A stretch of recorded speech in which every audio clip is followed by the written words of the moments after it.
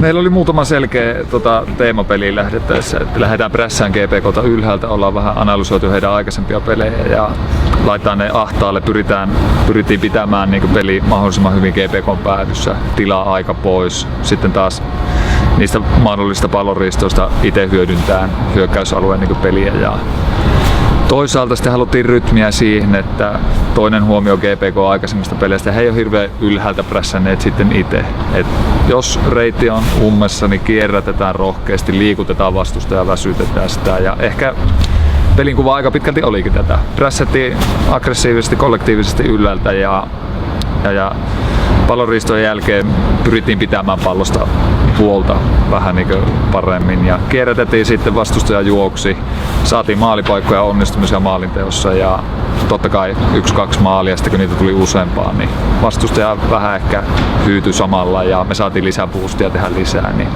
lukemat on nämä, mutta pitää olla tosi nöyränä tällekin tulokselle, että pelit kovenee, tää oli yksi yksittäinen päivä ja viikon päästä mennään taas vierasreissulle Maarianhamiin. Mut kyllä se aktiivinen prässi ja pallon liikuttaminen, ne oli varmaan ne elementit, miksi peli kääntyi sitten näin meillä.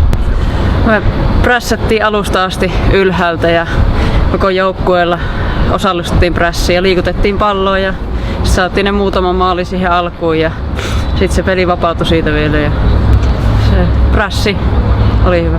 No totta kai on tosi hyvä fiilis, että meillä on ollut elementtejä noissa haastettu isoja kestomenestyjä seuroja parissa viime pelissä. PK-peli oli jo, herätti semmoisia hyviä ajatuksia. Honka laitettiin tosi ahtaalle, että tämä oli ehkä reellisesti sanottuna enemmän ajan kysymys. Ja treeniviikko oli mitä loistavin, kaikista huoku semmoinen tekemisen meininki ja ehkä itseluottamusboostia saatu sitten, vaikkakaan ei ole pisteiden merkeissä saatu tulosta, niin toki on hyvä fiilis nyt.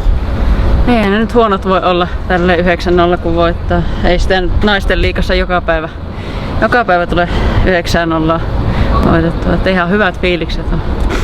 Åland United. Muutama peli ollaan jo analysoitu heidän tekemistään, niin toki on ihan laadukkaasta hyvästä jengistä kyse. Jos on oikein tulkinnut, he aika matalalla prässillä pyrkii ottaa hyökkäysalueelta vastustajalta tilan pois. Sitten taas aika suoraviivasta hyökkäyspelaamista esittänyt. Et meidän pitää olla molemmilla puolustushyökkäyssektorilla tosi tarkkana ja aktiivinen ja lähteä Maarianhaminaan jatkaan tästä. Selvä, kiitos. Kiitos. Ålanti se on aina kova jengi, saarella pitkä matkustaminen ja muut, mutta jos me lähdetään samalla tavalla prässäämään ylhäältä ja tehdään paikoista maalit, niin ei se luulisi olevan sen kovempi silloin. Selvä, kiitos.